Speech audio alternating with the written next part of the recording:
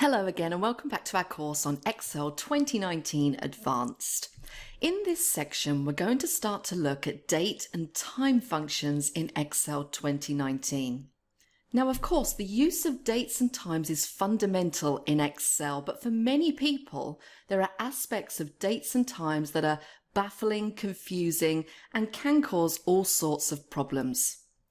So what I'm going to do in this section is explain in detail how dates and times work, and then look at some of the main functions you're going to need to be familiar with in order to handle any kind of Excel application that requires the use of dates and times. Now, before we begin, let's start with one of the things that I think is the root of many people's problems with dates and times. And that is, ideally you will have the date and time settings on your device set correctly before you even begin. Now, I don't mean by that you have the correct date and time set, but I mean that you have the format set. Although there are some minor differences in how these default settings are handled in the versions of Windows that Excel 2019 will run, fundamentally the approach is the same. You need to start by going to Control Panel and clicking on Region. And you'll get this little dialog box. As I said before, my default language is set to English United States. And in this drop-down, my selection Match Windows Display Language means that my regional settings generally will match English United States. In the drop-down where I could choose a different language to determine the settings, for example, let's scroll down and select English United Kingdom, my short date format will be day, month, year. Whereas if I say, and let's go back to our drop down and scroll back up to the top, Match Windows Display Language, it is of course month, day, year. Now you are probably familiar with what these little D's and big M's mean, but I'll come back to those in a moment. The important thing to realize is that these are my default settings. And if I don't change anything else, if I just insert dates, this determines how they will appear. The same is true of time as well. Now, it may be that in a particular workbook or even a particular cell, I need some different settings, and I'm sure you already know how to change the time or the date format in a cell. But if you find that you're always having to change the short date format and you think, why can't this be the way I want it to be, you will most certainly need to change it in your default settings. Changing the short date format is easy. You can click the drop down and select a short date format. And the same can be done for long date. So there are my defaults. And very importantly, down here we have some additional settings. And these give us settings for time and date. Now, starting with the date ones, there's an example short date and long date. And those are my date formats. Not only can I choose these standard defaults, but I can click in here like so, and edit this if I want to any combination of the appropriate symbols. And you will see immediately below that there is an explanation of what the notation means. So D or DD is the day number, DDD or DDDD is the day of the week, M is the month, Y is the year, single M will give you a numeric month, long string of M's will give you the words for the month. Also under there is a standard cutoff year, which determines which century is assumed if you enter a 2-digit year. So if I set a year number of 67, it will assume that it's 1967. Now again, you can change that cutoff year if you want to, and you can also change the first day of the week, which I currently have set to Sunday. Note the reset button in the bottom right-hand corner. Now you have a similar set of options for time and an explanation of what those abbreviation symbols mean. Now, the first thing you need to do before you start dealing with dates and times is to make sure that you know how these are set and that you are happy with how they're set.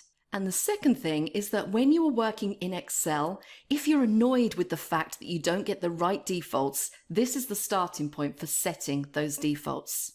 Now, following on from that explanation, you might want to take a look at the help page, either from within Excel 2019, I've brought it up in the side pane just here, or on office.com. And I searched for format a date the way you want. This basically explains how to set date formats, how to set custom date formats, and so on.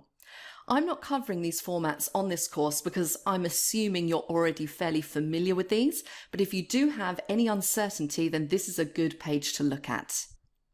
So let's start doing some things with dates and times. Let's put a date in cell F5, and I'm going to put 6/11/78 and hit enter.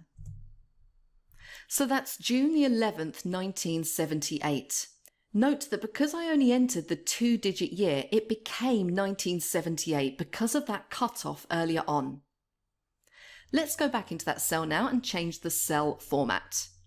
So right-click, Format Cells, and I'm going to change it to number format with no decimal places, and click OK. So it now becomes a number 28652. Now this is something that tends to confuse people. A date in Excel 2019, when formatted as numbers, is the number of days since the 1st of the 1st, 1900. Now when you look at a date on an Excel worksheet, what you're looking at is a representation of a whole number. In fact, times are stored as fractions of a day, so midday on that date would be 28652.5. 6 a.m. would be 28652.25, so on and so forth. One of the things that Excel is pretty good at is recognizing dates and times. If I start with a new cell, so H6, and I'm just going to check the formatting on that cell by going to Format Cells, and I can see that has general formatting applied, so no specific format. So let's put in here 10 org and hit enter. You can see that Excel has looked at that and decided it's probably a date. So it's changed the format of the cell, and we can just double check that. So right click and Format Cells. And you can see here it's selected custom with this format just here, D-MMM.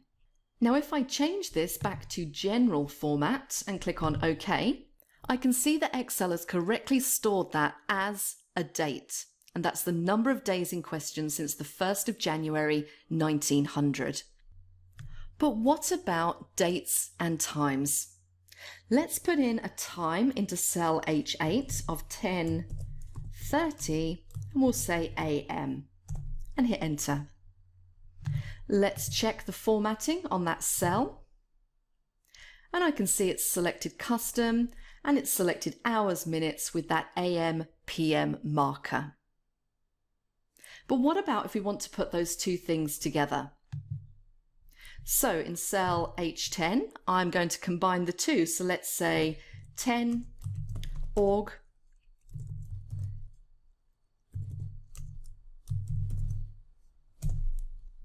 and enter. Again, Excel has realized it's a date and time. And if I change it to number format, and let's give this quite a few decimal places, and click OK, you can see that it's displaying it as a fraction of a day. However, if I try and put that in a sentence,